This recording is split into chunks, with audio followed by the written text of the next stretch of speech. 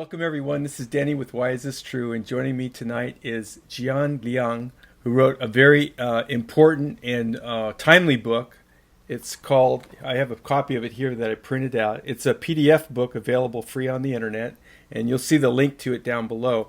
But it's entitled MK Ultra Never Ended, Absolute Mind and Soul Control in Government, Wall Street, and the Secret Space Program.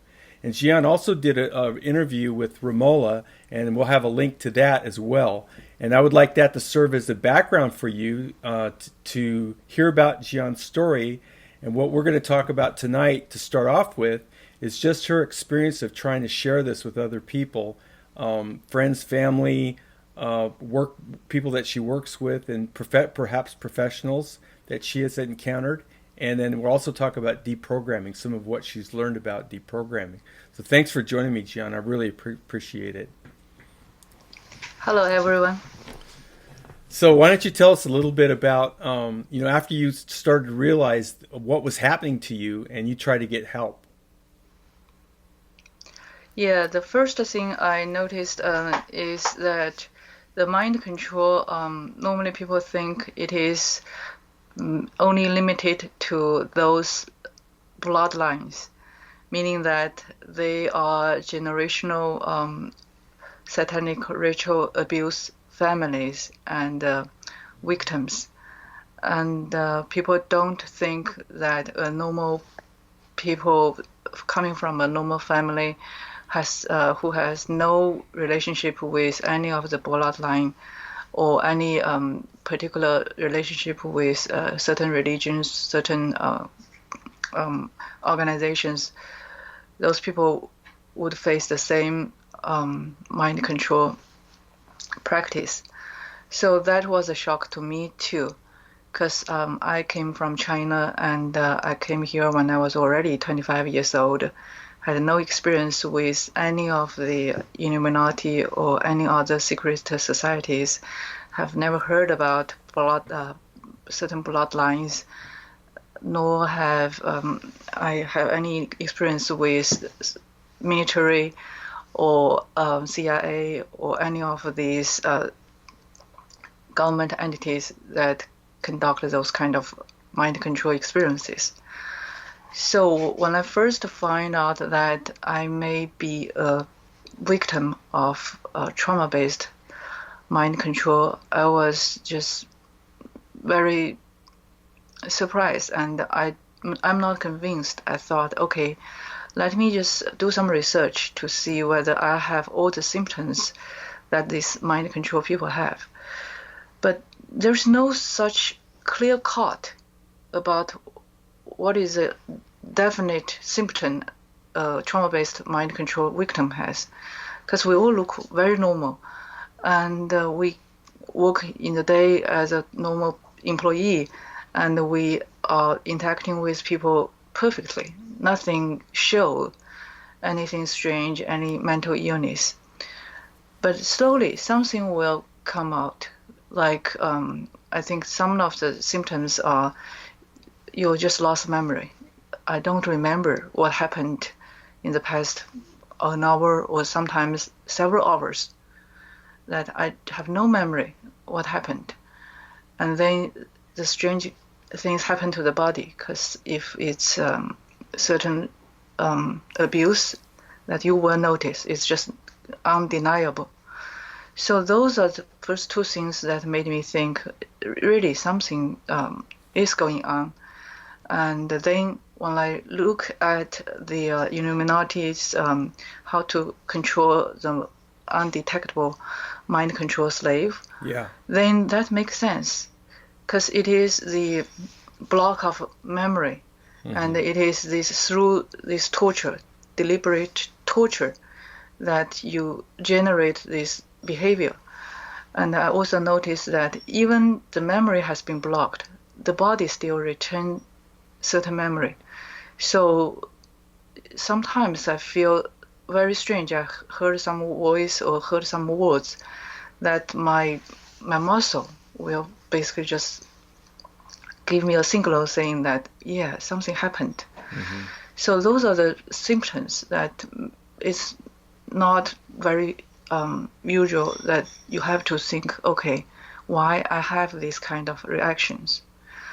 And I read other books that mention about other symptoms when you are a victim, like sometimes you listen to certain music again and again and again.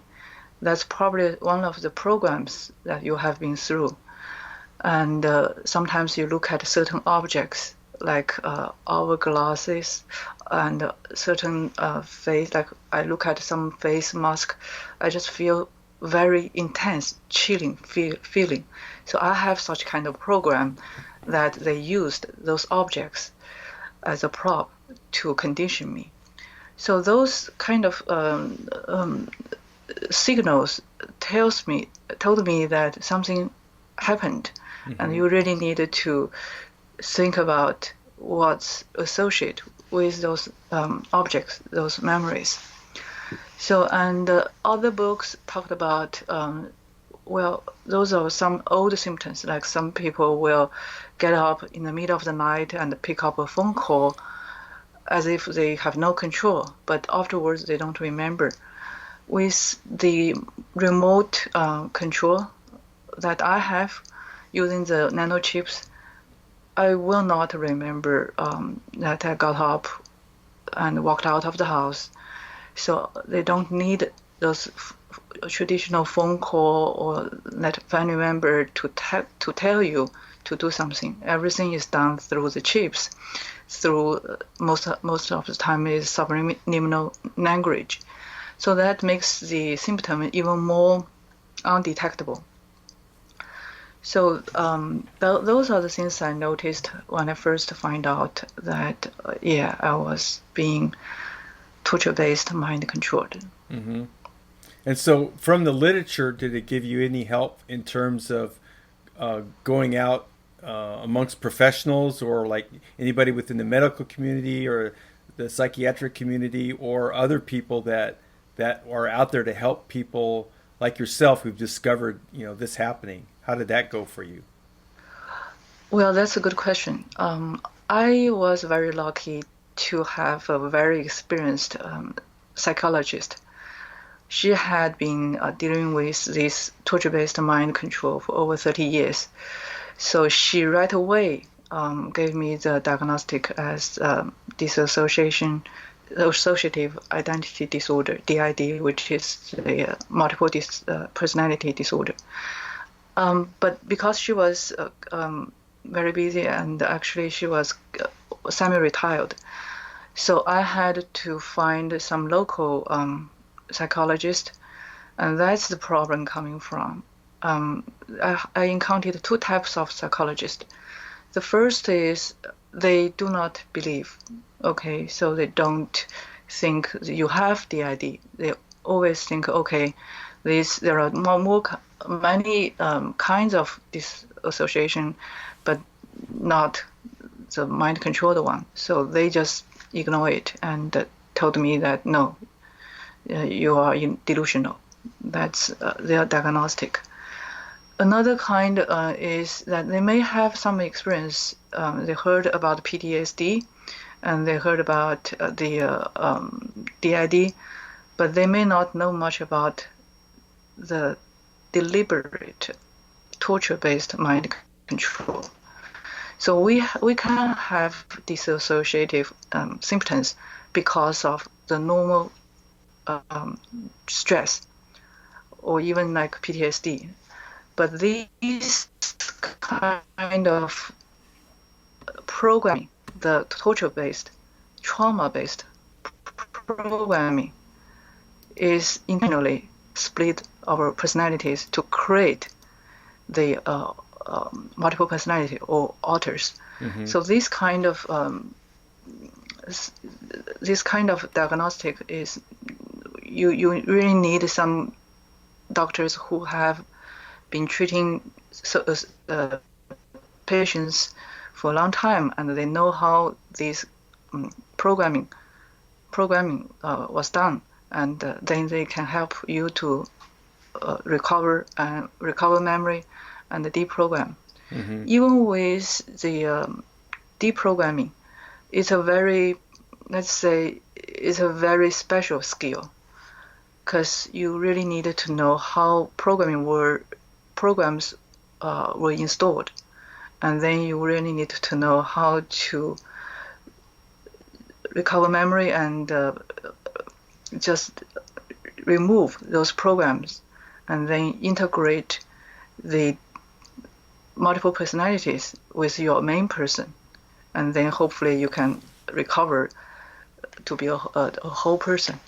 So that's Can I ask you yeah. something?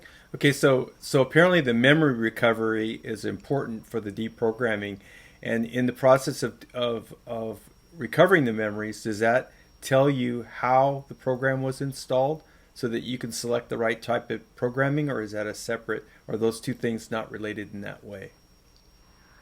It is related, of course. The memory is what matters, because it is a memory, especially the pain in the memory, that caused the authors to behave as their masters told them to do. But during deprogramming, it's not necessary that you need to re-experience the trauma. You can have the memory, but to me, I'd rather just sit there as a third person watching like a movie, Right. instead of, okay, this trauma happened to me again. Right. So that's the difference between recovery memory versus in deprogramming, just process this memory. So when I first worked with the psychologist to deprogram, she was able to first identify, okay, what is the authors that will come out to talk, because without having certain people, certain authors to come out to talk, you don't know how the system works. So it's not saying that he can or the doctors can just watch you and then immediately the doctor can tell, okay, what kind of systems are installed in you, and then they can work with it. They have to still using a lot of talking, and then get to know the authors inside, and then let the authors tell her or tell him what the system look like. That's one way to do it, and I know that there are other survivors. They were able to use many other methods, and I think I read books about it too. And there are many ways, many creative ways to recover memory, and then integrate, create a environment that the authors can come out and interact with each other and help the main person to recover memory and to heal. So there's no one method that fits all. So everyone can choose which one is better for himself or herself. To me, is because I have these implanted chips, and I have been constantly accessed. When I say access, is I'm still surrounded by the handlers, perpetrators, and they physically abduct me almost daily. So that's a very tough situation for the authors, because even I recover the memory and hear one or two authors, those handlers will abduct me in the same night and torture these authors and then reprogram me. Mm-hmm. So that makes the healing process very, very difficult. But even with this, there are still many methods we can use to recover right after the torture happened, like right after I was abducted. If I use the deprogram method, I can remember what happened just 1 hour ago or 20 minutes ago. And then I can remember what was the program that was reprogrammed or installed newly. And then I can deal with it. Healing is still a long journey to go because of the constant abduction. But having memory recovered is a huge step, because a lot of times once you know what has been done to you, you already in halfway you you know how to deal with it. Even Right. the authors are still afraid and they still walk out, but they know that what they heard was a lie. It's not the truth. So that helped them to deal with it. I So I see. would still encourage anyone, no matter what, just go ahead and recover memory and then work with whoever can help you to gently process those memory and go towards the healing process. And then one thing that I wanted to mention just for our viewers too is that you're still in the middle of all this, and a lot of times when whistleblowers or people with experiences like you are giving their testimony, they're doing it in kind of like looking back on an episode of their life. Not that anyone is entirely 100% free from something like this. I don't think that's a very accurate way of looking at it. But they usually have some period of time where the healing has occurred, and they're looking back on it as something that's part of their past, like they've moved on with it. A lot of the books that we've read and whatnot kind of are from that perspective. But in your case, I mean, this book right here that I talked about earlier, this documents events that happened just 2 months ago or a month ago. So Yeah. this is like people the saying is hot off the press. You couldn't be more accurate in saying something like this, and that goes back to why I'm interrupting here is that your motivation for doing this is that to help other people who could be in the throes exactly where you're at right now, and all of this is fresh, happening as we talk, and you and I spoke about this before the interview. Is that your motivation for doing this is to help other people who might be in the same situation that you're in right now, and so I think that's a legitimate thing to bring up because a lot of people would be thinking, well, gosh, if I was in her shoes right now, I'd be concerned about getting a good night's sleep and not getting abducted, not going on to somebody's, YouTube channel and talking about this stuff while it's happening to me. So, I mean, I want to bring that up because this is kind of a special circumstance for you and for anybody who would be able to interview you. It's kind of a special thing. And the other thing I wanted to point out is that in your case, you've documented very well the technologies that are employed in your particular situation because, and you pointed this out earlier where you said, they can use the nanochip, the modern technology, to create these types of controls and traumas and abductions all remotely. They don't need as much person-to-person contact to do the type of trauma-based mind control that they used to do in the old days. So like people from the 70s or the 60s when they were children, the stories that we typically heard was that they were taken when they were very young, the infants basically, and that's when the trauma, the dissociative, the trauma which creates the personality splits were implemented at that time. So you have a very different situation, and it's very well documented in this book. So I just want to bring this up because,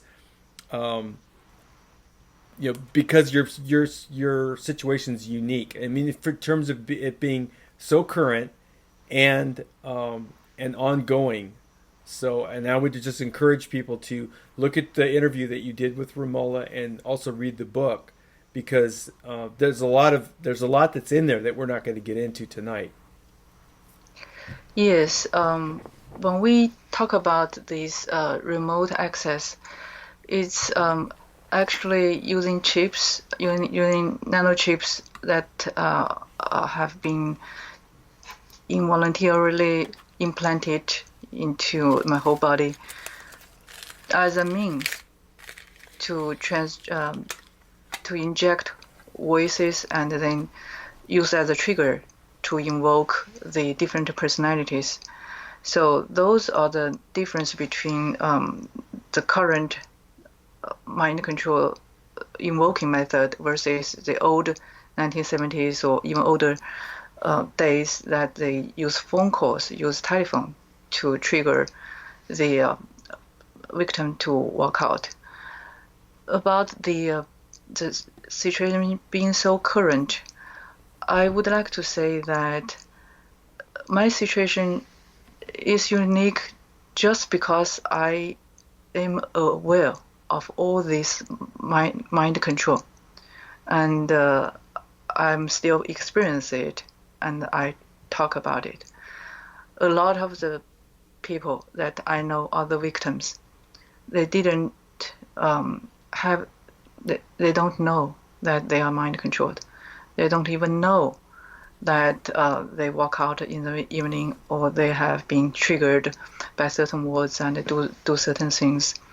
So that's the difference. Is I am aware of this mind control right from almost very early stage, and a lot of other adults they don't know unless, for example, many years passed and suddenly the memory broke, and the old memory came out, and then they started to question what happened, and then they started to research, and then they find many years ago this happened.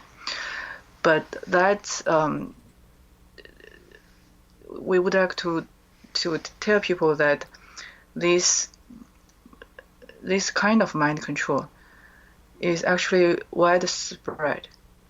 It's happening in a lot of people in the normal corporations, government, and probably military or other organizations, just like the Wall Street company that I worked for. And I know that my handler, that he handles many other co-workers, and I heard him talking about it, and I know some of them, some other co-workers.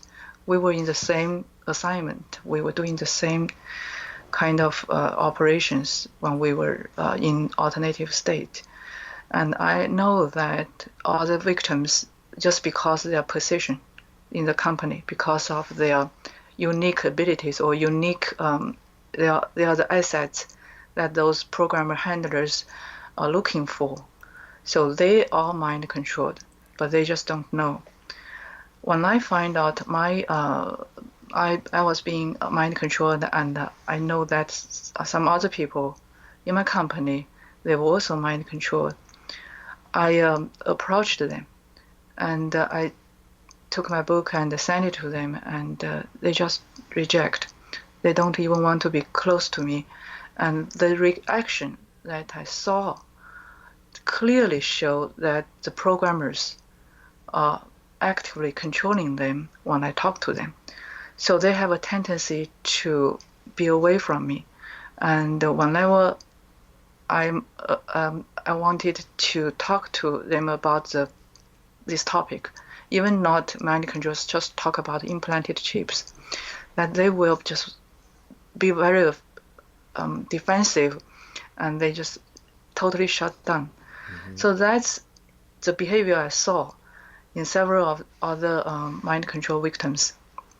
And this is not the only situation that I saw in my company. I know other victims, just because the handlers, that my handler, I have different handlers. They spread it from military, from my company, from my Boy Scout, from my church. So I saw other victims that they control, that they programmed, and they all experience, they all have the same reaction. When I try to approach them to talk, they will be very defensive, and sometimes they will even mad about me, and they will say, how can you say those kind of horrible things to me? It seems like you are cursing me. So that kind of reaction I got, I feel sad, because that's why I came out and want to talk, is that people just don't know this is happening to mm-hmm. them. They don't believe that those kind of horrible things even exist, and even that it is really happened, just not only in their families, in the church, in the company, or in the normal organizations. And when they first heard about it, the first reaction they have is they don't even want to hear about it. because it's just too horrible. They cannot believe that certain human can do these kind of horrible things to the victims. And remember, a lot of the victims, they are children. Mm-hmm. So when they first heard about it, people talking about it, they don't want to hear about it. And if they really need to hear, or they read about it, they don't want to link to themselves, because they think, okay, this is probably just the old MK Ultra program, certain CIA experiences only for targeted patients.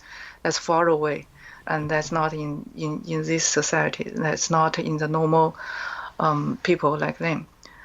So that create a barrier to convey this message to them, and that also create a barrier for them to do the necessary research and to find the truth about this trauma-based mind control, and be willing to examine whether they or their families or their other friends are indeed victims of this kind of mind control programming.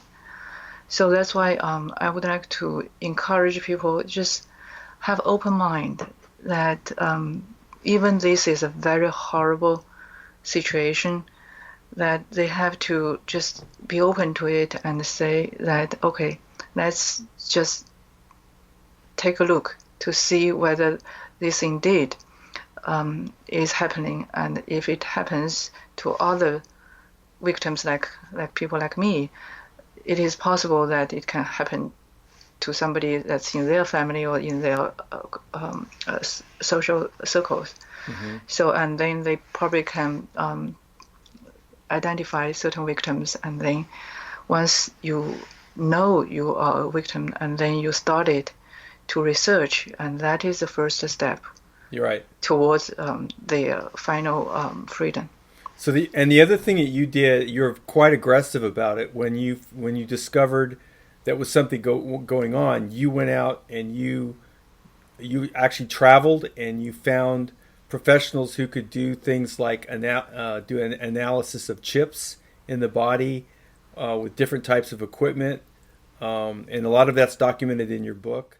You went beyond. You actually contacted authors in some cases, and people who are had the facilities to actually investigate some of these things, like hair analysis. I don't know, maybe blood analysis. There was a rape kit stuff that you talked about in your book, and you went the extra mile to actually find out whether some of these things that you did are actually helpful or not. Yes, what I did first is to confirm that I have nanochips in my body, because without that, I could hardly believe this happened to me, because I live a perfectly normal life, just a very middle class employee, and go to work every day and have kids at home. It's not a normal thing for me to even think about that this nanochip could be ended in my body.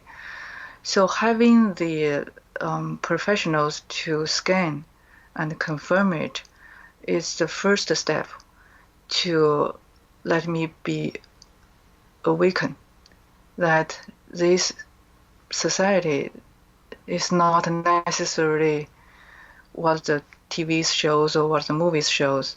A lot of dark entities are out there. A lot of horrible things are indeed happening to us.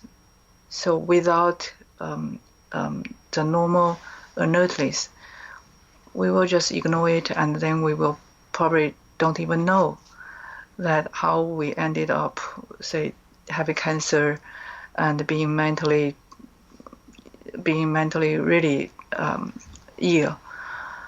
And so having the professionals' testimony confirmation really helped me to know what's happening, and to really identify who are behind those chips. So basically, I know what programs I was put to, and then I know why they look people like me to be included in those programs.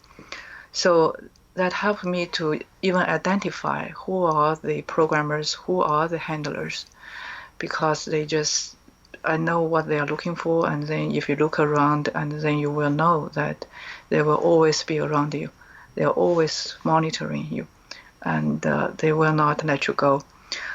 So that helps me to identify who are surrounding me to do these programmings and to harm me. But to a certain extent, I have to say that I did all these analysis and I did all these exams, and I have identified the handlers, programmers, but have justice is still a dream. Let's put it this way. So if your purpose as a victim is to use those evidence to go lawsuit or just to bring these people down, I would say that probably needs group effort, class action or something like that. Jian, is it true that from what you've learned, is that years ago this level of mind control, this the technology plus just the effort put forth to do this to someone was kind of in the realm of like the CIA, the MK Ultra, like we've been told, like we've learned about. But now this technology and these techniques and these handlers are actually being exported outside of governments, outside of intelligence agencies, going to corporate entities or crime syndicates or anyone who could actually just afford it. It's just a matter of money and manpower, and that this type of thing is being exported multinationally in different types of corporations, whether they be multinational or corporations. Usually they're associated with the defense contractor or intelligence agencies. There's a tie-in there. But isn't that true that it's now very widespread and being used outside of government control? Yeah, I would agree with that from 2 points.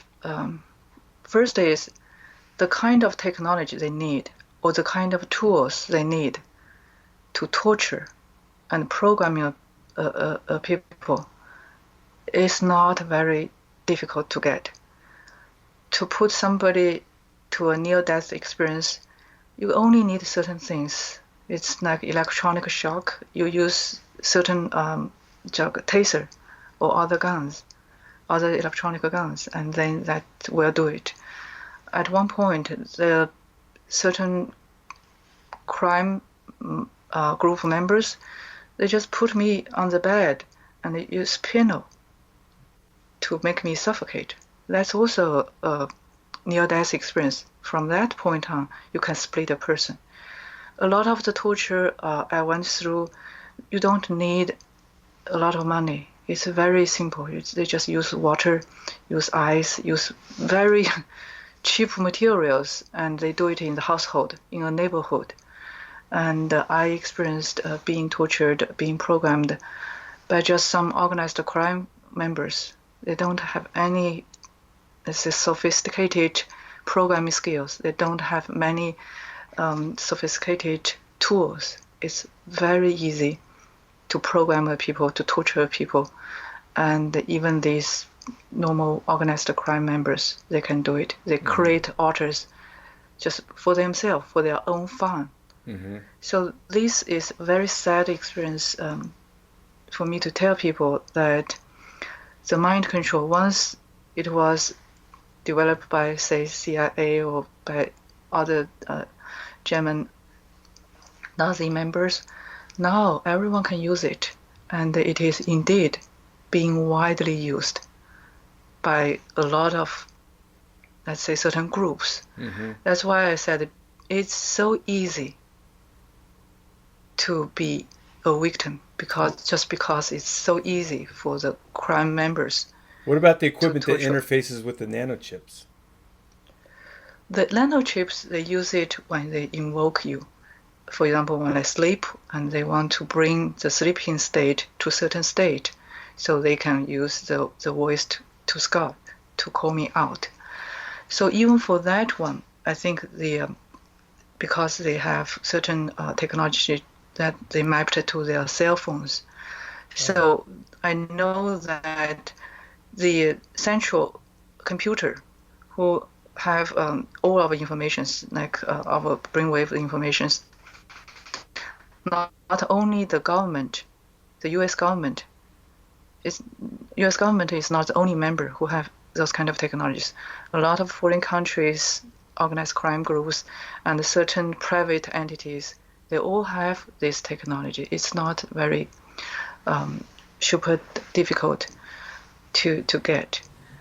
And this mind control, once people know how easy it is to control a person and the huge profit coming out of the mind control, they will just dive into it because of the huge the benefit, the profit. Yeah, because they have the slave trafficking, the sex trafficking, the pedophile networks. All of this mind control stuff dovetails nicely with all of these things in the drug trade.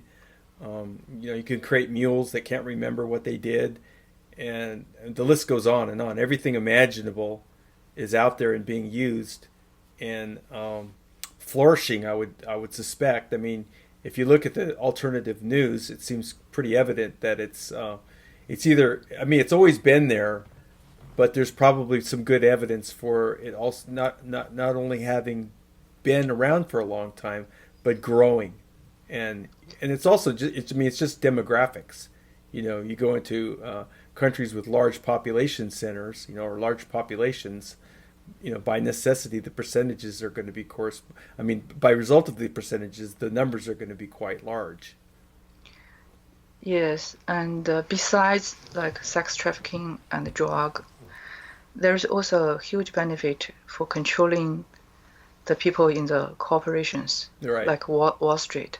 Right. Just by think about that, they control a mutual fund investment manager. So all the inside trading, you just yeah, you can imagine how many money, how much you can make just by control one investment manager. So those are the things that's really happening, and people just don't know. Right. And this is from the money perspective. If you think about the government, who's doing the lawmaking, and you think about the police, or the judge, so that's the real benefit. That's the real attraction that these every entities, different entities, are looking to use the mind control in the wide variety of the corporations, government, military, and the law enforcement agencies. The other thing I wanted to talk about, we're kind of jumping around here a little bit, but I think it's okay. On the deprogramming that you've worked on, you go through a process where, correct me if I'm wrong, but I mean you're working with somebody who's going to create a safe environment for the alters to present themselves, and then become aware of their memories, the trauma, and the steps to take for reintegration. And there's always, correct me if I'm wrong, but there's always alters that are going to be kind of staying in the background, waiting to see how this develops for the other alters, because they're not going to step forward until they know that they have some safety in the process that you're going through. Is that correct? Is that a good way of describing the process? There are, I think, many different kinds of deprogramming technologies. The one that you talked about, normally it's kind of using conferencing, meaning that they let authors coming out, like having a meeting, and every author started talking about their experiences, and then you started healing them, telling them that those memories are gone. The experience, we know it, and then it's no longer happening, and then you can be safe now, and then you can heal. So that's one way to do it, and I know a lot of, especially the older MK Ultra survivors, when they get to 40 years old, 50 years old, the memory started to break, and then they will remember things happened when they were young. And that method really worked because the abusers or the programmers normally are no longer in their life. So the authors can feel safe. Okay. And the authors can start talking about the horrible things they did when they were young. And then the main person can tell the author that, okay, see, the abuser is dead, or the abuser will far away from them. You're safe, you can heal. So that's one way to do it. In my situation, and I think for a lot of, especially the military adoptees, we are monitored 24/7 for our whole life because we are supposedly limited assets to those who never control us. So they will not let us be free. So you always have the handlers watching you, and they are accessing you. Using that method that we talked about, the conference method, it does not work very well for victims like us. For example, if my author came out and told me what she experienced the night before, and I told her, okay, yeah, just let's hear it, let's just put it aside and move on. The same night that she told me I will be abducted again, and the programmer will torture the author who talked, and torture the authors who wanted to be free. And then they will reprogram them or even kill them. So the result is that the authors dare not to talk, or they only tell me the things the handlers wanted them to talk. So they even lie because they are afraid of the handlers being will torture them if they talk. So the method I used is called a virtual method, meaning that it's not a real situation. So we just created a virtual environment. Just imagine a place that is safe. When we say safe, it's not necessarily saying that it is you're not accessed or not. It's just when we deal with the trauma, that environment is safe. And then we have used some objects, like I use a computer to access my subconscious.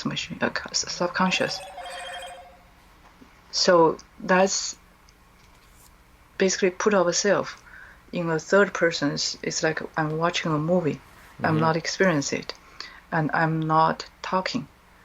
All the information that comes out are accessed through a third object, which is a computer.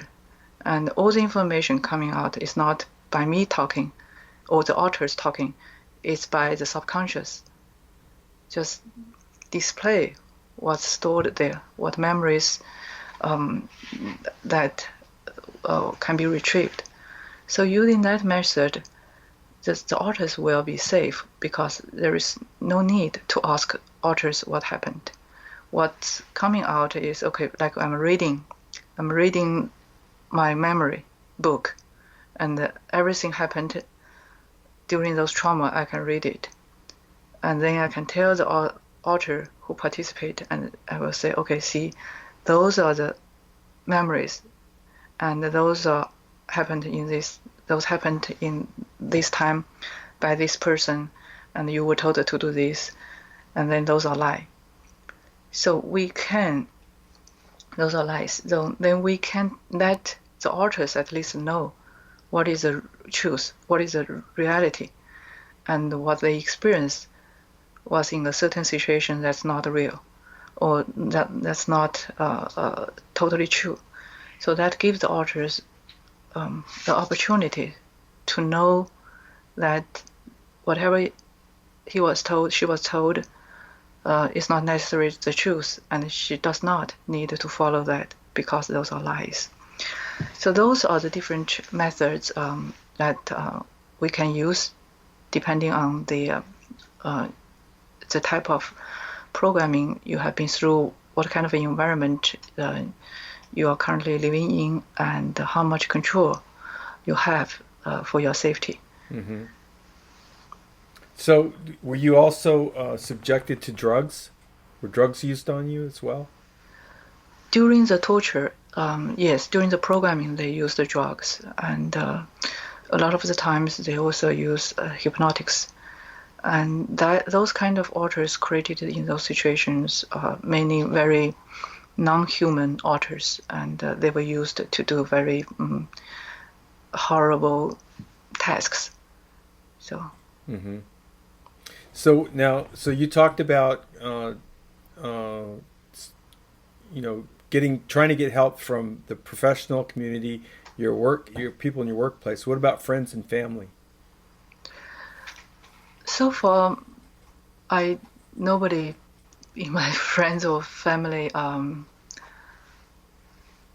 is willing to believe it.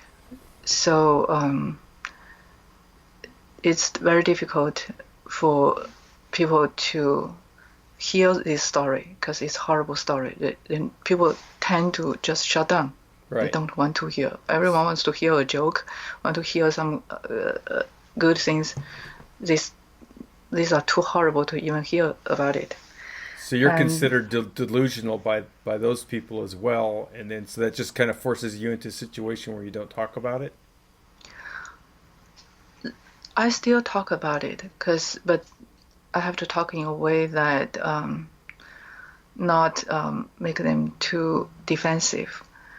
And I think the information, this kind of situation, people will slowly realize it's happening, and it's widely spread. I cannot emphasize enough. It is widely spread, and all kinds of society, the top CEOs, CIOs, military officers, or politicians, movie stars, to the normal, like normal employee, or even just the children. So with this kind of situation, I would like to just bring as many awareness as possible to these people, to let them know that, face it. You have to, no matter how ugly the reality is, if you want to get free, you have to, the first step is to be willing to look at it, mm-hmm. and just to face it. And then that's the first step you have to go through. And even with some people are willing to look at it, but they have this kind of programming installed. I know that the perpetrators, the handlers, the programmers, they normally put a program there saying that these are too horrible. You cannot handle it. Just pretend that the life is normal, life is good. You don't need to deal with it. When you are old, when you no longer care about it, then you will retrieve your memory. So this kind of programming happens a lot to the young children, because the handlers don't want the children, small kids, to know what's going on. And then even even those kids, because of the parents or because the professionals told them what's happening, the kids may not be able to handle it. So they will listen to the handlers saying, okay, look at it. You right now, you are going to school, you have good friends, you enjoy your life. Why deal with those horrible things? Why not just pretend your life is still happy? You still enjoy your school, your daily life. Why you want to handle those heavy topics? So I think those are the very evil mind control program, because this makes the children willingly accept the torture, and that further degraded them and further caught their desire to be free and have a normal mind sight. So that's what I would suggest to adults. Yes, definitely. No matter how horrible the situation is, no matter how painful the memories are, for your own safety, for your own health, for your own healthy, for your mental stable, mental healthiness, you have to just deal with it, and then just like you have a cancer, you cannot just pretend it didn't happen. You have to face it. Even you don't take the treatment, at least you know that it is happening, and you avoid the situation that will make this cancer even worse. And for the small kids, for children, it's really heartbreaking to tell them the thing. It's very sad. So I understand that not everyone is willing to tell the children this is happening. So that's why having a good professional group, having a very supportive professional environment to make the children feel safe, and slowly, step by step, to recover and heal. That's very important. Yeah. Okay, now, so with the abductions, there's physical abductions and there's what you might call astral abductions, and those are both happening to you. Is that correct? Yes. So astral traveling and being slaved in astral traveling is a field that not a lot of people know, because it's just so unreal. People don't believe astral traveling. A lot of people don't believe it. Right. And they don't know that your part of your body can be out of body and be projected, and then can be captured and be slaved. So that's an area that we do probably need another session or another time to talk, because this is the area. There are a lot of unknowns. It's highly hidden technologies. It is not many people knows really what's going on.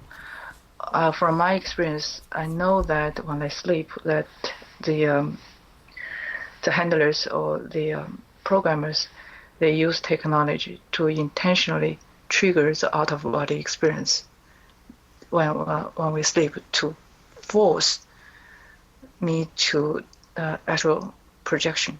And that's when I astral travel, and then they can capture me in that astral plane, and then from there they can further slave. So these topics, like multiple bodies and the different planes, those are the topics that normally people think it's secret society's knowledge, or it is just not science. But I think that more and more technologies will be revealed, and people will know, like, outside of a physical realm, there is a spiritual realm, and that's equally important, and that's, I would say, even more important. And in that spirit, we can not only be slaved, be mind controlled, and be tortured in the physical realm, we can be also controlled, slaved in the spiritual realm. And to break free from the spiritual realm, sometimes it can be very simple, but in reality, I find that it is still a long way to go. And I would currently I'm doing a lot of research about it, and I'm also trying to find a solution for this spiritual realm slavery, the astral traveling, the slavery during the astral traveling, because I don't see a lot of people write about it or talked about it, and that is actually equally, or I would say even more important topic, because the physical body or physical body's mind control we can deprogram, and a lot of people had already tried to integrate and heal. But in the spiritual level, what kind of deprogramming can we do? How do we integrate? And whether there is any way we can really control to not being forced to do astral planning. Even we are astral planning projection, we can choose not to be slaved. So those are the steps that I do have some experiences, but I'm still just still working to get freedom from that spiritual realm. I want to just read a really short piece in your book and get your comments on this. It's at the top of page 94. Through my never-ending efforts to seek freedom, I have tried many methods to free myself from targeting and mind slavery. The most important is to pray. During my 3 years of struggling with all kinds of failures, I found that sincere prayers work wonders. Yes, actually, that's a message I want to really emphasize. It's the prayer that's working in the spiritual realm. And in the spiritual realm, it's really powerful because a lot of things, what we say, really matters. And it's our free will that's common, that should be commonly respected. So I would think that by doing prayer, we emphasize our free will, and we emphasize what we really want, and what we really don't allow people to do to us, and that's a powerful statement in the spiritual room. So it has its own authority by just praying. Another aspect of it is that as an individual facing this very dark, very powerful entity behind this nanochips implantation, behind this mind control, behind this military abduction, I find that depending on myself, no matter how strong-willed I am, it's not enough. And we have to rely on the divine power. We have to rely on the divine intervention. And I do have personal experiences that prayer worked wonder from this perspective. That to me, that's the most important lesson I learned through this torture, is to know that we are spiritual beings, and then as a spiritual being, that we have our lesson to learn, and we have a lot of growth that we need to do in the spiritual perspective. So I would encourage people that no matter what religions you have, no matter what is your belief system is, just pray. Because by praying, you really don't know what kind of power you bring from that spiritual room to the physical room. And to me, the miracle happens. Okay, good. I want to thank you for joining me, and I want to extend the invitation again to you if you want to do a follow-up. I'm really happy to do that. I just want to let everybody know there's a chance that if we do that, there might be an opportunity for Ilana Freeland to join us, which is something that we tried to do for this interview. We were not successful, but she was the editor of your book, and she's helping you with some other things, I understand. we don't need to get into all that right now. But this book for me was very educational, and it helped me personally with some things that I'm working on, and with what a lot of people know that I do the Lightworker Healing Protocol, and this book actually helped to improve that prayer. That Lightworker Healing Protocol is what we would call a high level prayer. So it was very helpful to a lot of people already, and it's being used in the ever widening circles of practitioners who use the Lightworker Healing Protocol, and so I want to thank you for that. I mean, I don't know that was your intent, but a lot of things, a lot of good things can come out of someone's efforts like yours to share your story and to help other people who might be in your situation. So I just think you deserve a lot of credit for that, and I want to thank you. Thank you. Okay, all right. Well, thanks everybody, and maybe we'll be back, maybe we won't, but I hope this interview really helped to inform you and enlighten you about the MK Ultra that never ended. Thanks. Bye-bye. Thank you. Bye.